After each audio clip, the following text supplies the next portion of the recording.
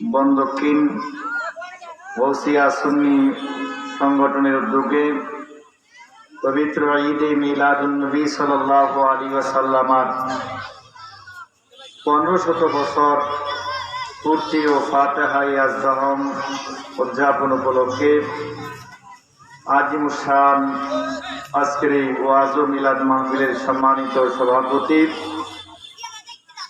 জনাব সৈয়দ আহাদুজ্জামান ঘোষ মিয়া সাহেব জিদা মজদুর, সম্মানিত সহসভাপতি বৃন্দ জনাব মোহাম্মদ আব্দুল মতিন খান মাস্টার সাহেব, সাবেক শিক্ষক শাহজালাল উচ্চ বিদ্যালয়, জনাব অ্যাডভোকেট আব্দুল্লাহ আল মামুন বক্স সাহেব বন দক্ষিণ। আজকের অনুষ্ঠানের সম্মানিত প্রধান মেহমান সুলতানশী দরবার শরীফের জনাব সৈয়দ ফজলে এলাহি শামসুদ্দোহা সাহেব জিদা মজদুর, সম্মানিত উদ্বোধক 10 নং লস্করপুর ইউনিয়নের সম্মানিত ভারপ্রাপ্ত চেয়ারম্যান জনাব উজ্জ্বল মিয়া সাহেব, সম্মানিত প্রধান অতিথি আন্তর্জাতিক খ্যাতি সম্পন্ন মুফাসসির কোরআন উস্তাদুল উলামা হযরতুল আল্লামা অধ্যক্ষ ফকি জাহাঙ্গীর আলম মুজাহিদি সাহেব মাদ্দাজিল্লাহুল আলী ঢাকা, বিশেষ অতিথি আমাদের হবিগঞ্জের গৌরব শেরে রাজা মুফতি আবু সাফওয়ান মোহাম্মদ আশরাফুল ওয়াদুদ সাহেব মাদ্দাজিল্লাহুল আলী হবিগঞ্জ। মাহফিল পরিচালনায় রয়েছেন হাফেজ জুয়েল মিয়া সাহেব, ইমাম বন দক্ষিণ বাইতুল আমান জামে মসজিদ। দাওয়াত ক্রমে জনাব মোহাম্মদ জাহাঙ্গীর মিয়া সাহেব, সভাপতি অত্র সংগঠন। প্যান্ডেল যিনি সৌজন্য দিলেন এস.এ. জয়নাল মিয়া। মাইক সৌজন্যে জনাব মোহাম্মদ মুর্শিদ আহমদ সাহেব, দুবাই প্রবাসী। উপস্থিত উলামায়ে আহলে সুন্নাত মুরব্বিয়ানে কেরাম, বিশেষ করে আমার ডানে আমাদের নূরে মোহাম্মদিয়া মাদ্রাসার সম্মানিত অধ্যক্ষ বাবা জাহাঙ্গীর আলম সাহেব উপস্থিত রয়েছেন। উপস্থিত উলামায়ে কেরাম, মুরব্বিয়ানে কেরাম, যুবক ভাইরা, পর্দানসীন আমার মা ও বোনেরা, সংগঠনের যুব সংগঠনের ভাইরা, যারা যেখান থেকে মাইকের আওয়াজ শুনছেন, সকলের প্রতি সালাম। আসসালামু আলাইকুম ওয়া রাহমাতুল্লাহি ওয়া বারাকাতুহু। মহান রব্বুল আলামিনের দরবারে লাখো কোটি শুকরিয়া আদায় করছি। আল্লাহ রাব্বুল আলামিন আমাদের সকলকে এই মুহূর্তে এই জায়গায় ওয়াজের মাহফিলে সামিয়ানার নিচে আমাদেরকে কবুল করেছেন, সেজন্য আমরা সকলে বলি আলহামদুলিল্লাহ। এই মুহূর্তে হয়তো আমরা অনেকেই, বিশেষ করে যুবক ভাইদের বলবো, তারা হয়তো অনেকেই ফেসবুক, ইউটিউব, তারপরে টাচ মোবাইল, বা অনেকে হয়তো আমরা টিভির সামনে আমরা বসে রয়েছি। আল্লাহ রাব্বুল আলামিন যাদেরকে কবুল করেছেন, যাদেরকে কি করেছেন, কবুল করেছেন, তারাই কিন্তু আমরা আজকে ওয়াজ মাহফিলে এসে বসতে পারবো। কি করতে পারবো? ওয়াজ মাহফিলে সবাই আসতে পারবে না। দেখবেন একদম কাছ থেকে 2, 4, 5, 7, 10 হাত দূরেও কেউ আছে, কিন্তু মাহফিলে এসে বসার কি হবে না, সুযোগ হবে না। আবার দেখবেন 2-3 মাইল দূর থেকেও এসে মানুষ এখানে বসবে। তো আল্লাহ সুবহানাহু ওয়া তাআলা যাকে তৌফিক দিবেন সেই সামিয়ানার নিচে আসতে পারবে। গতদিনই সুন্নি যুব সংগঠনের যারা সদস্য, তারা আমাকে দাওয়াত দেওয়ার জন্য যখন আমাদের মাদ্রাসার অফিসে গেলেন, তো তাদের সবার যে বয়স, এই বয়সে তারা একটা মাহফিলের সাথে সম্পৃক্ত হবেন, এটা স্বাভাবিকভাবে চিন্তা করলে মনে হয় না। কারণ এই বয়সের ফুলাফাইন যারা আছে, ছেলেরা আছে, এরা সাধারণত বিভিন্ন খেলাধুলা বা বিভিন্ন কাজে তারা সম্পৃক্ত থাকে, কিন্তু এই বয়সে তারা একটা ওয়াজ মাহফিলে সাথে সম্পৃক্ত হবেন, আমার দেখে খুব ভালো লাগছে। আমি তাদেরকে আরো কিছু পরামর্শ দিলাম, যাতে এগুলো তারা সমাজে, এই এলাকায় যদি বাস্তবায়ন করতে পারেন, তাহলে মানুষের উপকার হবে, মানুষ তাদেরকে অনেক দোয়া মন থেকে তাদেরকে ভালোবাসবে। আল্লাহ যেন এই সমস্ত কাজগুলো যেন তারা করার তৌফিক দান করেন, সকলে বলি আমিন। আমি একটি নির্দিষ্ট বিষয়ে কথা বলবো। আমার পরবর্তী মেহমান স্টেজে আসার আগ পর্যন্ত সংক্ষিপ্ত সময়, হয়তো বেশি সময় পাবো না। আমাদের সম্মানিত প্রধান অতিথি শুধু ঢাকা থেকে এসেছেন, উনিও নির্দিষ্ট টাইমে কথা বলবেন। তো সেই জন্যে আমি আমার বিষয়টা হলো নামাজের ফজিলত সম্পর্কে, নামাজ সম্পর্কে আমি অল্প সময় কথা বলবো। আল্লাহ সুবহানাহু ওয়া তাআলা আমাদেরকে যেন কবুল করেন, সকলে বলি আমিন। সম্মানিত হাজরিন, আমরা মুসলমান, আমাদের ধর্ম ইসলাম, আমাদের ধর্ম ইসলাম। আমাদেরকে আল্লাহ সুবহানাহু ওয়া তাআলা কোরআনুল কারীমের মতো মহান আসমানি কিতাব দান করেছেন। কি করেছেন? কোরআনুল কারীমের মতো সর্বশ্রেষ্ঠ আসমানি কিতাব আল্লাহ আমাদেরকে দিয়েছেন। নামাজের মতো পৃথিবীতে সবচাইতে দামি ইবাদত আল্লাহ সুবহানাহু ওয়া তাআলা আমাদেরকে দান করেছেন। কি করেছেন? আমাদেরকে দিয়েছেন। তাও আবার বছরে একবার নয়, মাসে একবার না, দিনে 5 বার। কয়বার? দিনে কয়বার? 5 বার আমাদেরকে নামাজ পড়ার জন্য আল্লাহ রাব্বুল আলামিন আমাদেরকে হুকুম দিয়েছেন, এবং আমরা দিনে 5 বার নামাজ আদায় করি। একটু খেয়াল করবেন, সকালবেলা দেখবেন টাউন বন্দরে অনেক মানুষ মর্নিং ওয়ার্কে যান। কি যান? মর্নিং ওয়ার্ক, তার মানে একটু দৌড়াদৌড়ি, হাঁটাহাঁটি, এরকম কিছু ব্যায়াম করেন।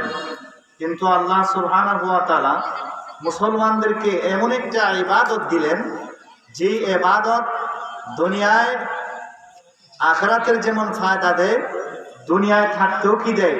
এই ইবাদত মুসলমানদেরকে কি দেয়? ফায়দা দেয়। এই ইবাদতকে নকল করে আপনার বিভিন্ন ব্যায়াম, বিভিন্ন কসরত, আপনার মর্নিং ওয়ার্ক ইত্যাদি ইত্যাদি কি হয়েছে? আবিষ্কার হয়েছে। কি হয়েছে? আবিষ্কার হয়েছে।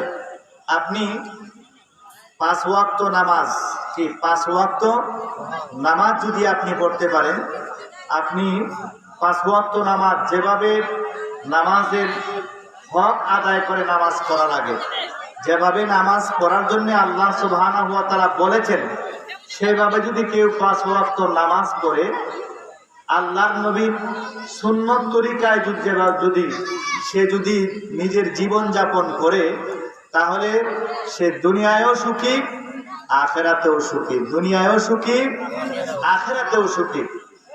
আসুন আমরা নামাজের যদি আখিরাতের ফায়দা আলোচনা করি। আমরা তো নামাজের আখিরাতের ফায়দা, কি কি ফায়দা আছে, কি কি লাভ আছে, এগুলো আমরা অন্যান্য সময় শুনি, আজকেও আমরা শুনবো। তবে এই ফায়দার সাথে দুনিয়াবি কি ফায়দা আছে, এগুলো আমরা আজকে কি করব? শুনবো। আসলে আমরা যারা নামাজ পড়ি না, নামাজ থেকে যারা দূরে আছি, তারা যে দুনিয়ায় কত ক্ষতিগ্রস্তের মধ্যে আছি, এটা বলে ভাষায় প্রকাশ করার মতো না। অন্য ধর্মের মানুষ তারা নামাজ পড়ার তাদের সুযোগ নাই, কিন্তু এই নামাজটাকেই তারা, নামাজের যে আমরা কার্যকলাপ, দাঁড়ানো, সোজা হয়ে দাঁড়ানো, রুকু, সিজদা, বসা, এই কার্যক্রমগুলো যে ধারাবাহিকভাবে একটার পর আর একটা যে কাজগুলো, এগুলো তারা ব্যায়াম আকারে তারা কি করতেছেন? আদায় করতেছেন। কি করতেছেন? আদায় করে তারা সুস্থ থাকতেছেন। সুস্থ থাকার জন্য তারা এই কাজগুলো করতেছেন। আর আল্লাহ সুবহানাহু ওয়া তাআলা এই কাজটাকে আমাদেরকে ইবাদত হিসাবে দিয়েছেন। আমরা ইবাদত হিসাবে আদায় করলে আল্লাহর দরবারে আমরা সওয়াবও পাবো, আবার দুনিয়ায় শান্তিতে সুস্থ শরীরে আমরা বাঁচতে পারবো। সম্মানিত হাজরিন, নামাজের ব্যাপারে আল্লাহ সুবহানাহু ওয়া তাআলা কোরআনুল কারীমে বলা হয়েছে প্রায় 82 বার নামাজের কথা বলেছেন। কতবার? 82 বার নামাজের কথা বলেছেন। কোরআনুল কারিমে কোনো ধর্মের কোনো বিধিবিধান যদি কোনো মানুষ একবার যদি বলা থাকে, প্রত্যক্ষ অথবা পরোক্ষ, কোনো কোরআনুল কারিমে কোনো ইবাদতের কথা প্রকাশ্যে অথবা গোপনে ইশারায় যদি একবারও কোথাও বলা থাকে, তাহলে এটাই অনেক আমাদের জন্য পালন করা অনেক বড় ব্যাপার হয়ে দাঁড়ায়। কি হয়? অনেক বড় ব্যাপার হয়ে দাঁড়ায়। হয়তো সেটা ফরজ হয়ে যায়, নতুবা সেটা কি হয়? ওয়াজিব হয়ে যায়। কি হয়ে যায়? ওয়াজিব হয়ে যায়।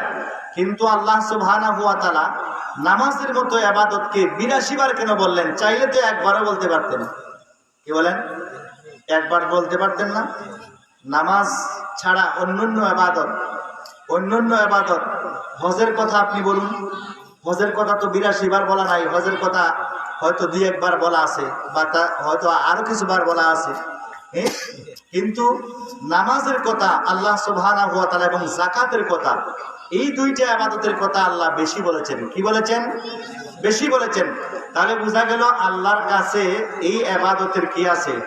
গুরুত্ব আছে। দেখেন, কোরআন কারিমে এবং হাদিসে পাকে নামাজের ফজিলত সম্পর্কে অনেক কথা বলা আছে। যদি মনে করেন 5 দিন ব্যাপীও যদি নামাজের উপরে যদি কোনো মানুষ আলোচনা করতে চায়, নতুন নতুন হাদিস, কোরআনের আয়াত, তারপরে ঘটনা বলে যদি আলোচনা করা হয়, তাহলে নামাজের ফজিলত বলে কি করা যাবে না? শেষ করা যাবে না। আমি শর্ট করে কয়েকটা কথা বলছি। সম্মানিত হাজরিন, এই যে নামাজ এটা ফার্সি শব্দ। কি শব্দ? ফার্সি। আরবিতে বলে সলাত। কি বলে? সলাত। কি বলে? সলাত।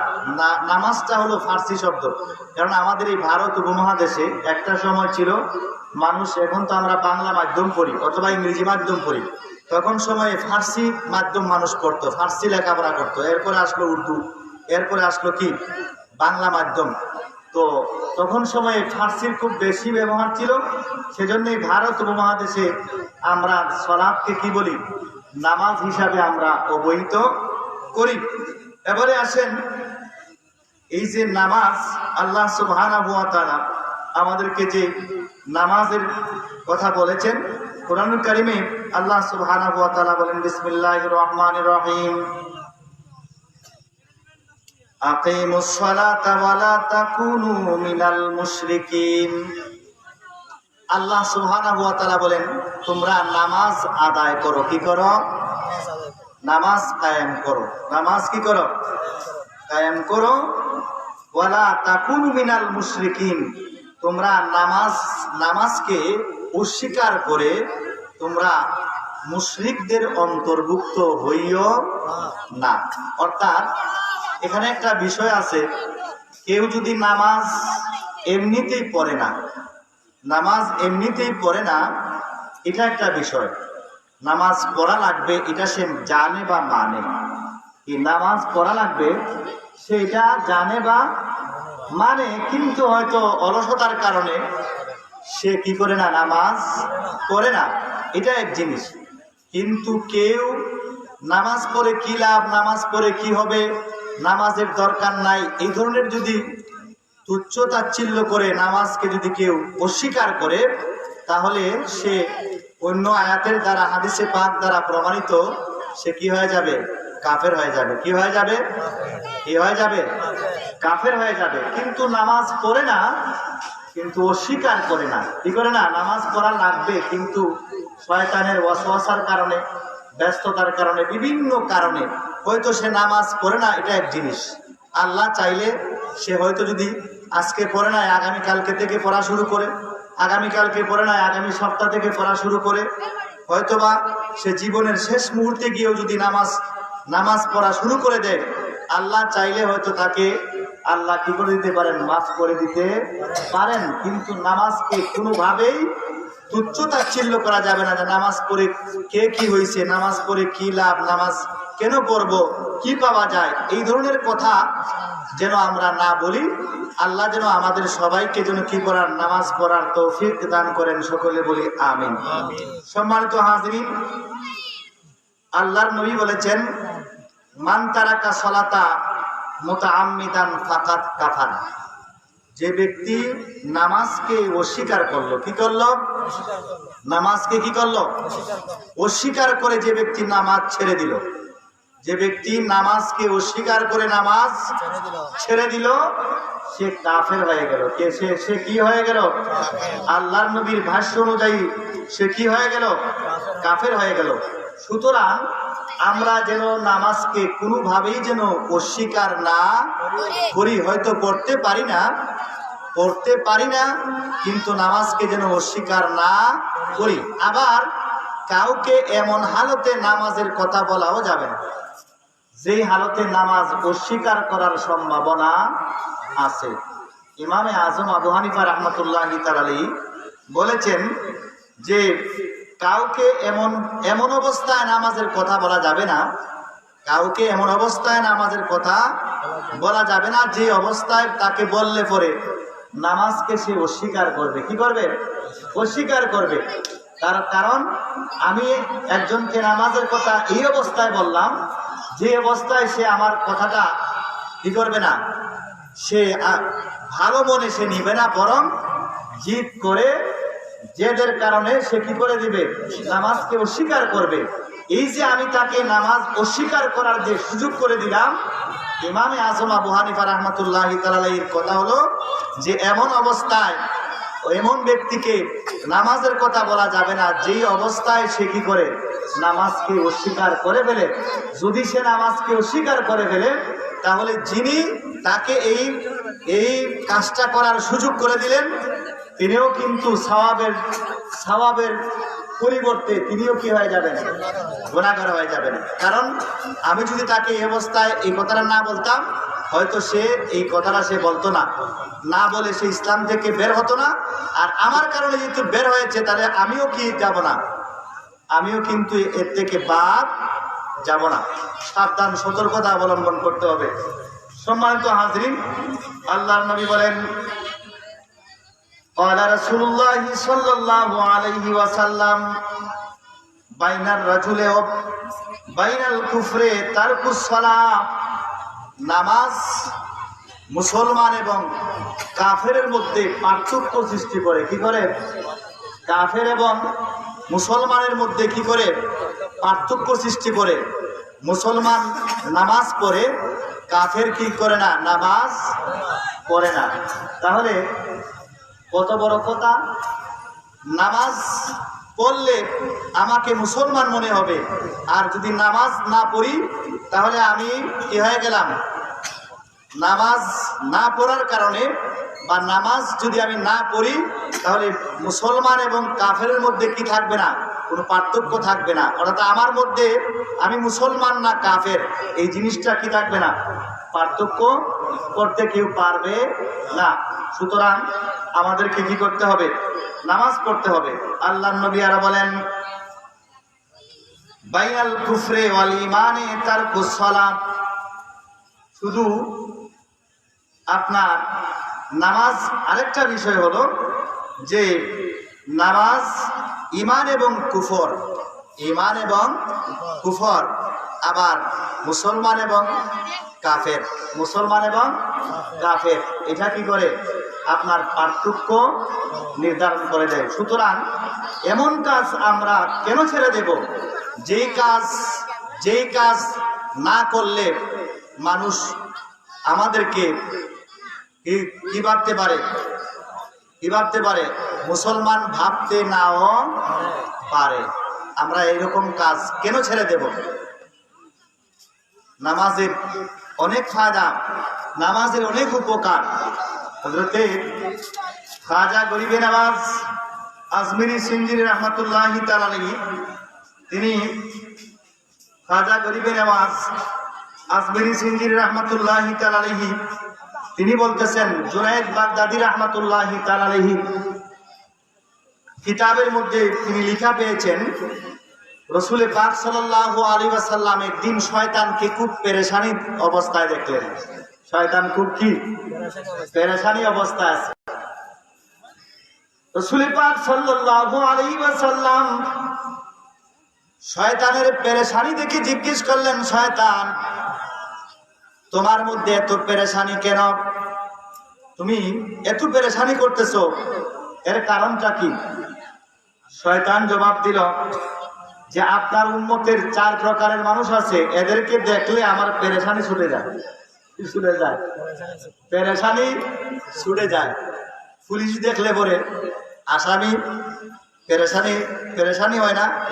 সে কি ঘরে লুকাবে, না ঘর থেকে দৌড় দিবে, না সালে আপনার এই কিসের উপরে কিনা হয় সিলিং এর উপরে লুকাবে, না মাটির নিচে সে গর্তে লুকাবে? এরকম একটা তার মধ্যে একটা অশান্তি শুরু হয় না? আল্লাহর নবী শয়তানকে পেরেশানি অবস্থায় দেখে জিজ্ঞেস করলেন, শয়তান তোমার এত পেরেশানি কেন? শয়তান বলে, ইয়া রাসূলুল্লাহ, আপনার উম্মতের 4 প্রকার মানুষ আছে, এদেরকে দেখলে আমার পেরেশানি ছুটে যায়, পেরেশানি লাগে। 1 নম্বরে যারা মুয়াজ্জিন, এই মুয়াজ্জিনকে দেখলে আমার পেরেশানি ছুটে যায়। পেরেশানি লাগে, কারণ মুয়াজ্জিন আজান দিবে, আর আজান শুনে মানুষ নামাজ পড়ার জন্য মসজিদে চলে আসবে। সেই জন্য মুয়াজ্জিনকে দেখলে আমার পেরেশানি হয়। কি হয়? তাইলে যারা মসজিদে যারা মুয়াজ্জিন দেখছেন আপনার মর্যাদা কত, আপনাকে শয়তান ভয় পায়। কি পায়? শয়তান আপনাকে দেখলেই ভয় পায়। সেদিন ওমর রাদিয়াল্লাহু তাআলা আনহুকে শয়তানে ভয় পাইতো। কেন? উনি খুব মেজাজি মানুষ ছিলেন, গরম মানুষ ছিলেন। শয়তান ওমর রাদিয়াল্লাহু তাআলা যেই রাস্তা দিয়ে চলতেন, এই রাস্তা দিয়ে শয়তান কি করতো না? চলাফেরা করতো না। তাইলে মুয়াজ্জিনকে শয়তান কি পায়? ভয় পায়। যারা আল্লাহর ওয়াস্তে, যারা মসজিদে আজান দিবেন আল্লাহ রসুলের সন্তুষ্টি অর্জনের জন্য, শয়তান তাদেরকে দেখলেই কি, শয়তান বলে আমি এদেরকে দেখলেই আমার পেরেশানি লাগে। কেটা লাগে? পেরেশানি লাগে। 2 নম্বরে যারা জিহাদের জন্য বের হবে, জিহাদের জন্য বের হয়, তো প্রথমে শয়তান মুয়াজ্জিনের কথা যে বলছে, বলে যে নামাজের জন্য যখন মুয়াজ্জিন কি করে, মানুষকে যখন আহ্বান করে, মানুষ মসজিদে চলে আসে নামাজের পড়ার জন্য, আর কি হয়, নামাজ এই মুয়াজ্জিন আজান যখন দেয়, আজানের শব্দ যতটুকু দূরে যায়, কি যায়? আজানের শব্দ যতটুকু দূরে যায়, এই মুয়াজ্জিনের জন্য গাছপালা, তরুলতা, বৃক্ষলতা, মানুষ সবাই, এমনকি ফেরেশতারা পর্যন্ত এই মুয়াজ্জিনের জন্য মাগফিরাত কামনা করে। কি কামনা করে? ক্ষমার জন্য দোয়া করে। এই জন্য আমি এই মুয়াজ্জিনকে দেখলে আমার পেরেশানি হয়। কি হয়? পেরেশানি হয়। তাহলে আমরা নামাজে, মসজিদে আমরা কি করব? আল্লাহ এবং আল্লাহ রসুলের সন্তুষ্টি অর্জনের জন্য মুয়াজ্জিন হিসাবে আমরা কি দেব? আজান দেব। কি দেব? আজান দেব। আজানের শব্দ যতটুকু দূরে যাবে, গাছপালা, তরুলতা, বৃক্ষলতা, এই আজানের শব্দ শুনে যে ব্যক্তি আজান দিল তার জন্য মাগফিরাত কামনা করে। যদি বলুন সুবহানাল্লাহ। 2 প্রকারের মানুষ যারা জিহাদ করে, জিহাদের জন্য যারা বের হয়, তাদের ঘোরের আওয়াজের সাথে সাথে তারা নারায়ে তাকবীর উচ্চারণ করবে। যুদ্ধের ময়দানে তারা যুদ্ধ করবে, তখন আল্লাহর তরফ থেকে হুকুম হবে, এদেরকে এবং এদের সাথে সংশ্লিষ্ট সবাইকে আমি আল্লাহ মাফ করে দিলাম। সুবহানাল্লাহি বিহামদি, সুবহানাল্লাহিল আযীম। যারা জিহাদের জন্য বের হয়, এখানে একটা বিষয়, জিহাদ অনেক প্রকারের জিহাদ আছে। কি আছে? কি আছে? জিহাদ অনেক প্রকারের আছে। তলোয়ার দিয়ে জিহাদ আছে, তলোয়ারের কি আছে? তলোয়ার দিয়ে জিহাদ আছে। আবার নিজের নফসের বিরুদ্ধেও কি আছে? জিহাদ আছে।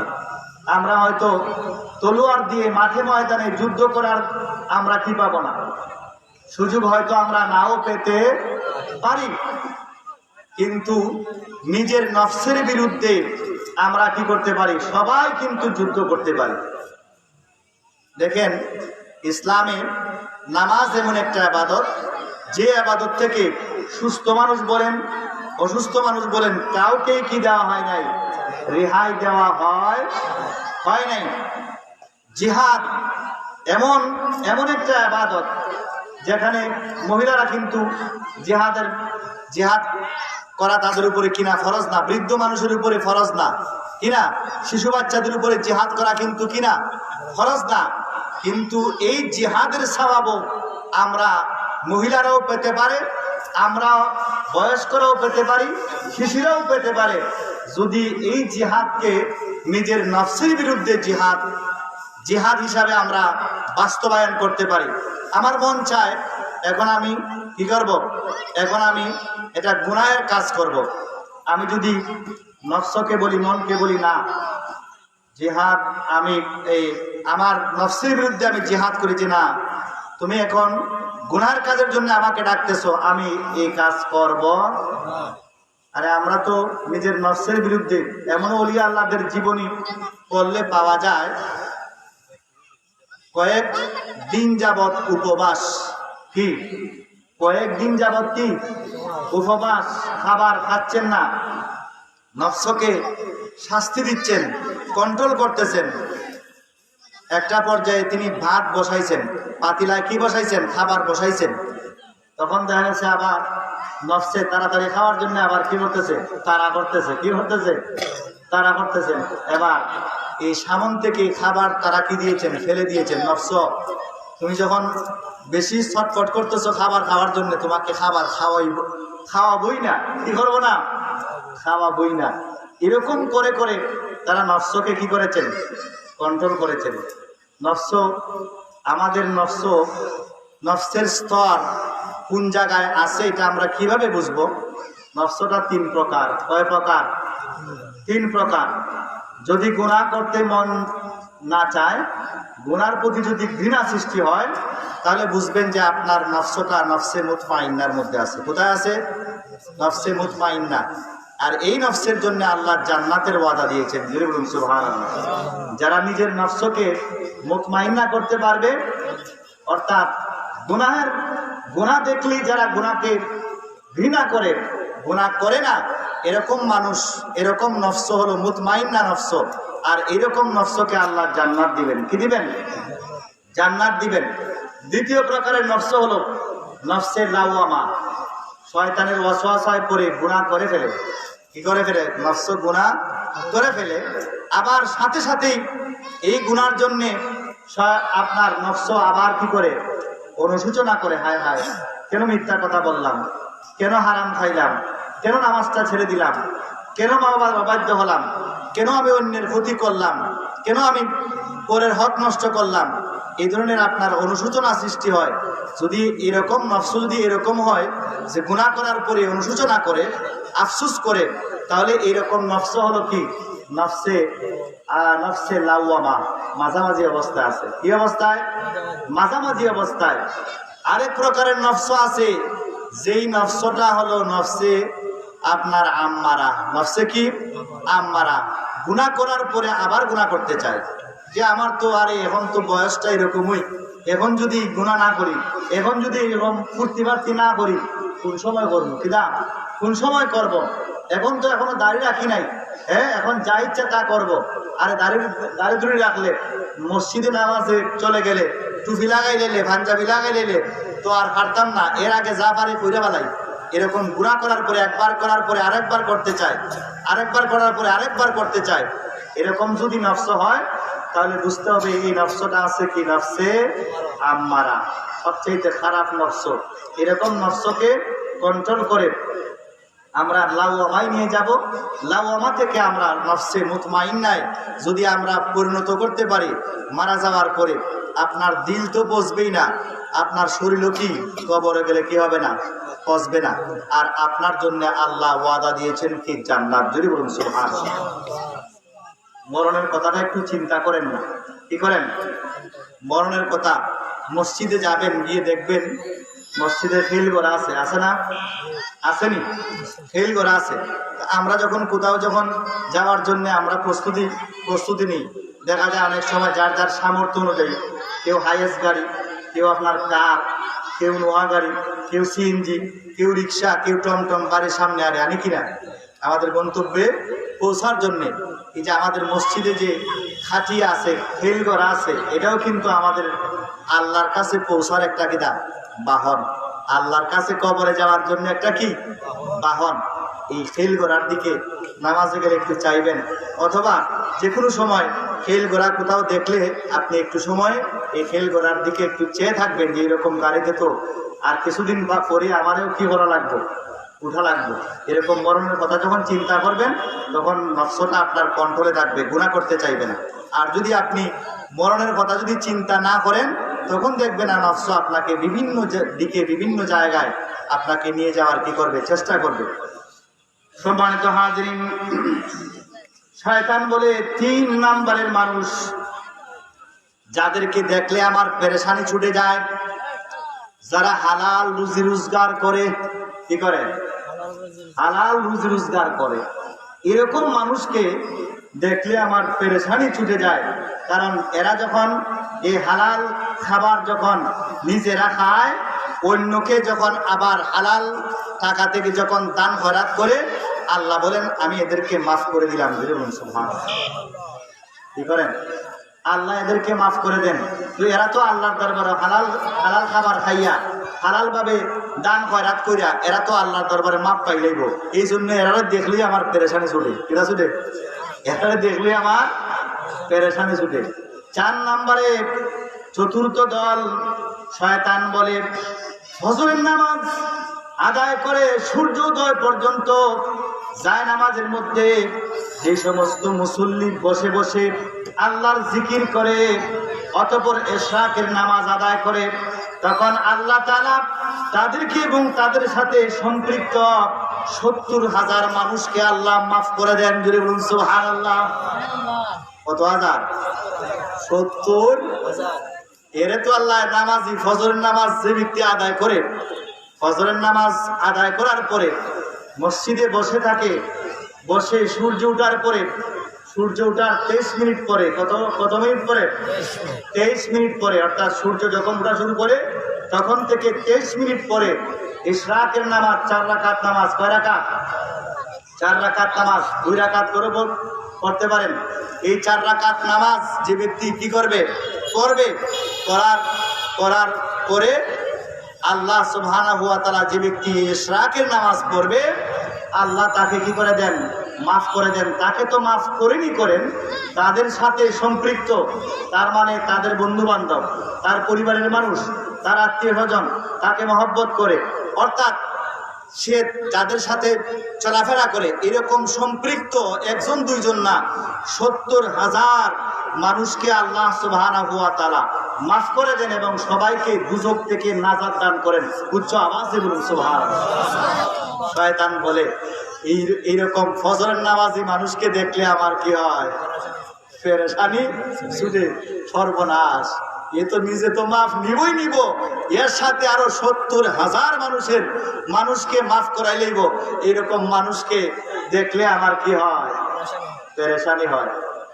নামাজ আমরা নিজেরা পড়ব, নিজেরাও আল্লাহর দরবার থেকে মাফ নেব, আমাদেরকে যারা মহব্বত করে, আমরা যাদের সাথে সম্পৃক্ত আছি, এদের জন্য আমরা কি হয়ে যাব, মাধ্যম হয়ে যাব। সকলে বলুন আমিন। আর উচ্চ আওয়াজে বলুন আমিন। সম্মানিত হাজরিন, দেখেন নামাজ আমরা পড়লে আমাদের কি কি ফায়দা আছে। আল্লাহ রাব্বুল আলামিন কোরআন কারীমের মধ্যে বলেন, বিসমিল্লাহির রহমানির রহিম, উতলু মা উহিয়া ইলাইকা মিনাল কিতাব ওয়া আকিমিস সালাহ ইন্নাস সালাতা তানহা আনিল ফাহশাই ওয়াল মুনকার ওয়া যিকরুল্লাহি আকবার ওয়াল্লাহু ইয়ালামু মা তাসনাউন। আল্লাহ সুবহানাহু ওয়া তাআলা বলেন, আপনি আপনার প্রতি আমি যে কিতাব প্রত্যাদেশ করেছি, নাজিল করেছি, এই কিতাব আপনি কি করুন, তেলাওয়াত করুন, নামাজ কায়েম করুন। নিশ্চয়ই নামাজ অশ্লীল এবং খারাপ কাজ থেকে বিরত রাখে। উচ্চ আওয়াজে বলুন সুবহানাল্লাহ।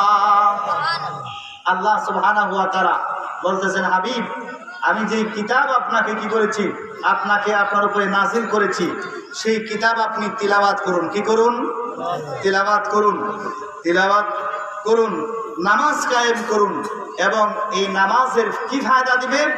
নামাজ অশ্লীল এবং খারাপ কাজ থেকে মানুষকে কি করবে? দূরে রাখবে। এবং আল্লাহ, এই নামাজটা হলো আল্লাহকে স্মরণ করার সর্বশ্রেষ্ঠ মাধ্যম। জোরে বলুন সুবহানাল্লাহ। শুধু তাই না, আল্লাহ জানেন, আল্লাহ বলেন খেটায় নামাজ পড়ো, খেটায় পড়ো না, আমি এটা জানি।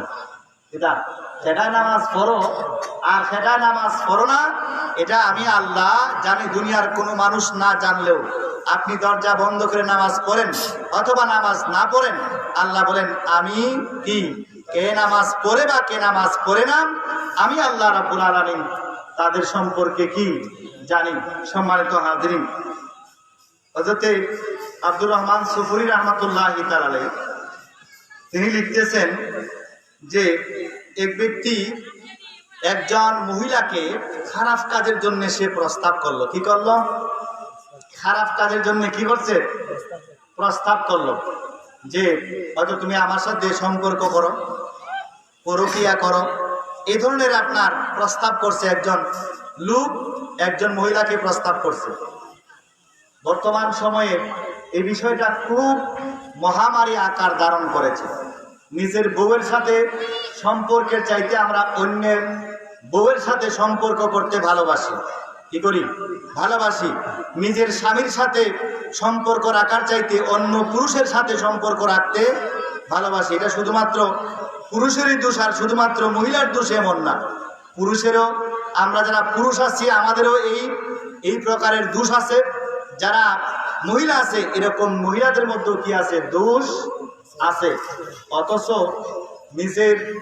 নিজের স্ত্রী এবং নিজের স্বামী, নিজের স্ত্রী এবং নিজের স্বামী, এর বাহিরে যাওয়ার কোনো সুযোগ নাই, কোনো সুযোগ নাই। অথচ আমরা এটাকে এখন বর্তমান সমাজে যাকে আমরা আধুনিকতা মনে করি, কি আমার বউ আরেকজন পুরুষের সাথে চলাফেরা করবে, কথাবার্তা বলবে, এটাকে আমরা ফ্রি মাইন্ড মনে করে আমরা চলাফেরা করি বা করার সুযোগ দেই।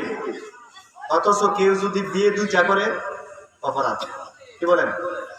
কেউ যদি বিয়া যদি কি করে, দুইটা করে, অথবা কোনো তালাকপ্রাপ্তা মেয়ে অথবা কোনো আপনার বিধবা মেয়ে যদি বিয়ে বসে, তাহলে এটা বদনাম। কি বলেন? বদনাম। একজন মহিলা স্বামী মারা গেছে, অথবা একজন মহিলা সে প্রথম স্বামীর কাছ থেকে তালাকপ্রাপ্ত হয়েছে, সে আবার বিয়ে বসতে চাইল, অথবা কোনো মহিলার স্বামী মারা গেছে, সে আবার বিয়ে বসতে চাইল তার চরিত্রের হেফাজতের জন্য, তখন বদনামের শেষ নাই। যে এই মহিলা এই গত কিছুদিন আগে শুধু খালি তার স্বামী মারা গেছে, এখন আবার সে বিয়ে বসার জন্য পাগল হয়ে গেছে। কি হয়ে গেছে? অথচ সবাই কিন্তু এরকম না, সবাই কিন্তু কিনা এরকম না। মানুষ চিন্তা করে যে একজন স্বামীর, কেউ যদি মহিলাদের জন্য একজন স্বামীর আন্ডারে থাকা, এর চাইতে আর নিরাপদ আর কোনো কিছু হতে পারে? কি বলেন? একজন মহিলা যদি তার স্বামীর আন্ডারে থাকে, অর্থাৎ স্বামীর আজ্ঞের নিচে থাকে, স্বামী তাকে ভরণ পোষক না দেখ, স্বামী তাকে খাবার দাবার না দেখ, তার হক সে আদায় না করুক, কিন্তু কোনো মানুষ এই মহিলার উপরে, তার চরিত্রের উপরে কেউ আঘাত দিতে পারবে না। কারণ মানুষ মনে করবে যে এই মহিলা, তার স্বামী আছে, সুতরাং এই মহিলা এরকম খারাপ কাজ করতে পারে না। আর এরকম একজন মহিলাকে মানুষ তার স্বামীর কারণে বিশ্বাস করে, কি করে? বিশ্বাস করে, স্বামীর কারণে তার উপরে আস্থা, এরকম আস্থা আনে যে এই মহিলাটা খারাপ কাজ করতে পারে। এর চাইতে আর একজন মহিলার জন্য স্বামীর কাছ থেকে আর বড় পাওনা কি হতে পারে? কি বলেন? বড় পাওনা কি হতে পারে? সেজন্য একজন স্বামীর আজ্ঞের নিচে থাকাটা, স্ত্রী, এটা অনেক বড় নিয়ামত। এই নিয়ামতের শুকরিয়া আদায় করে মহিলা কি করতে পারবে না? শেষ করতে পারবে না। অপরদিকে একজন মহিলা তার স্বামীর জন্য বড় নিয়ামত। কি নিয়ামত? রাসূল পাক সাল্লাল্লাহু আলাইহি ওয়াসাল্লাম হাদিসে পাকের মধ্যে বলেছেন, ওই ব্যক্তি সর্বোত্তম যার স্ত্রীর, যে ব্যক্তি তার স্ত্রীর কাছে উত্তম। সুবহানাল্লাহ।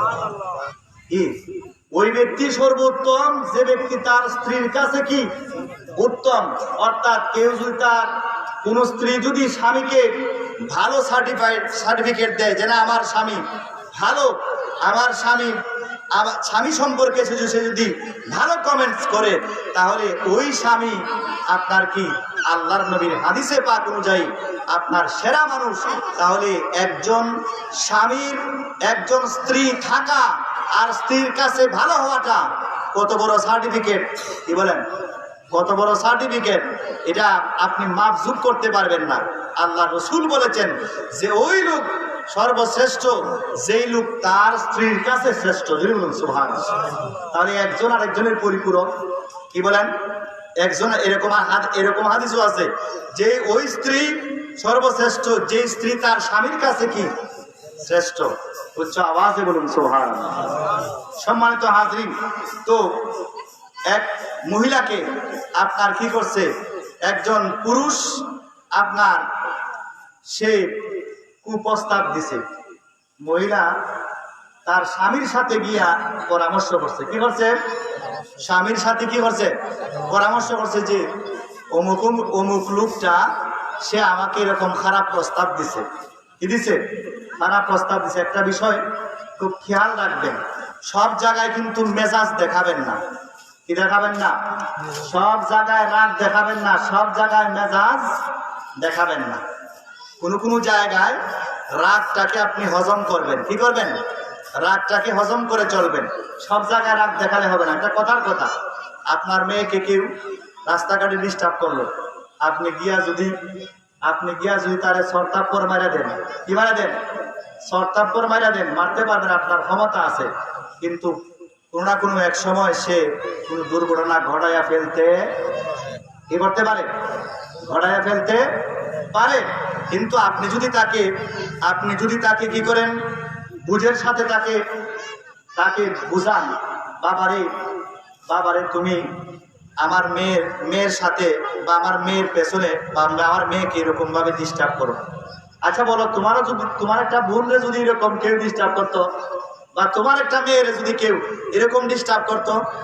রাসূল পাক সাল্লাল্লাহু আলাইহি ওয়াসাল্লামের দরবারে একজন মানুষ আসছে, আয়েশা বলে, ইয়া রাসূলুল্লাহ, আমি মুসলমান হব, তবে শর্ত আছে। কি শর্ত আছে? শর্ত আছে যে আমাকে জেনার অনুমতি দেওয়া লাগবে, আমার জেনার অনুমতি দেওয়া লাগবে। রাসূল পাক সাল্লাল্লাহু আলাইহি ওয়াসাল্লাম তাকে বললেন, হ্যাঁ তুমি মুসলমান হয়ে যাও, তোমাকে আমি জেনার অনুমতি দিলাম, তবে তুমি মিথ্যা বলতে পারবে না। কি বলতে পারবে না? তুমি মিথ্যা বলতে পারবে।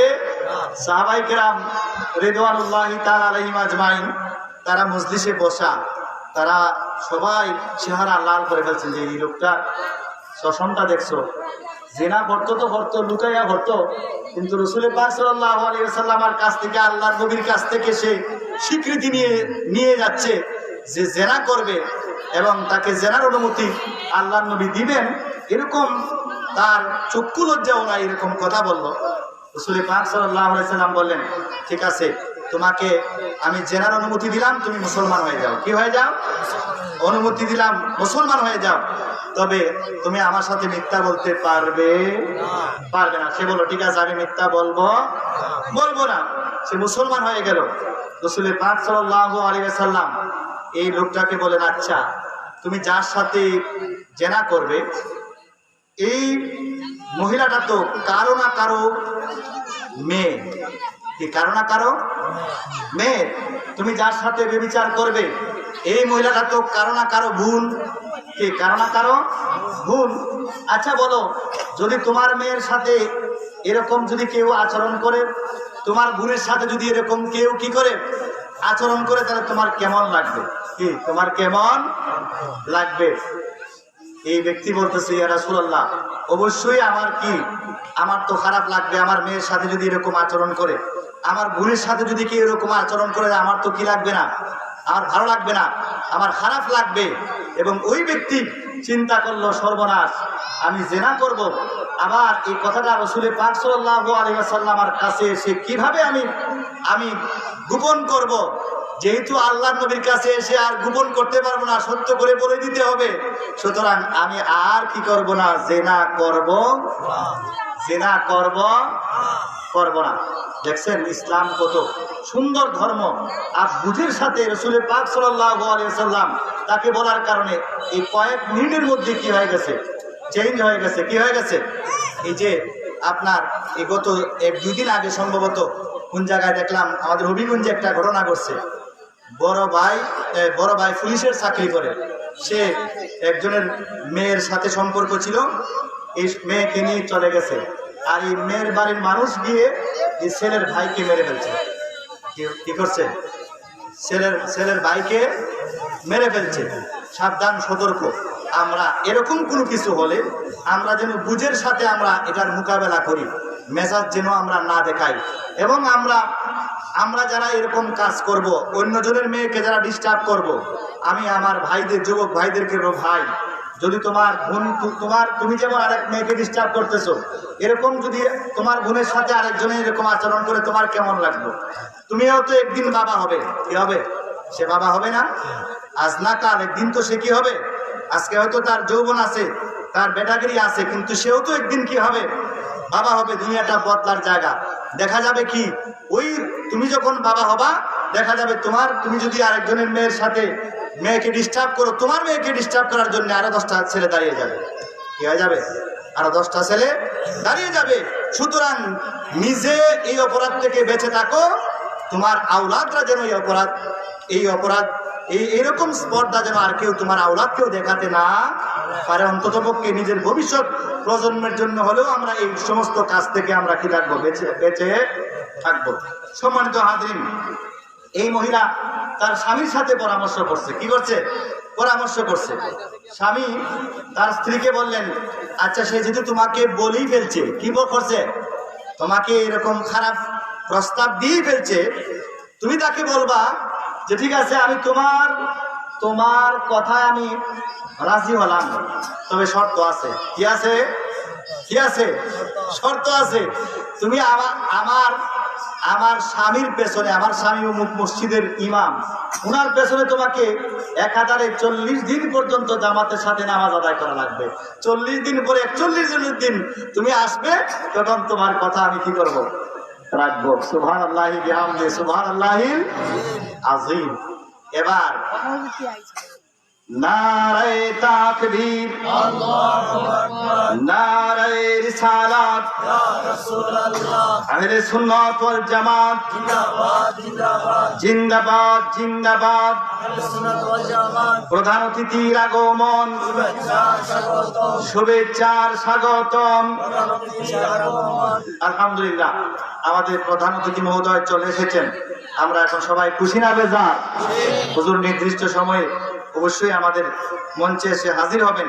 সম্মানিত হাজিরিন, এবার দেখা গেল এই মহিলা ওই যুবককে বলল, ঠিক আছে তোমার কথা আমি রাজি, তবে আমার স্বামী অমুক মসজিদে নামাজ পড়ান, তোমাকে 40 দিন পর্যন্ত আমার স্বামীর পেছনে 5 ওয়াক্ত নামাজ জামাতের সাথে পড়া লাগবে। কি করা লাগবে?